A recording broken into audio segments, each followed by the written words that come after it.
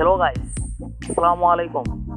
প্রতিবারের মতো আজকে চলে এলাম আপনাদের মাঝে নতুন একটি ভিডিও নিয়ে। আজকের ভিডিওর টপিক হলো কীভাবে আপনারা 3D ইন্ট্রো ভিডিও তৈরি করবেন, যা কিনা ভিডিওর শুরুতে ব্যবহার করা হয়। তো আপনারা এই 3D ইন্ট্রো ভিডিও কিনেমাস্টার অ্যাপ দিয়ে কীভাবে তৈরি করবেন তা আজকে আপনাদেরকে দেখাবো।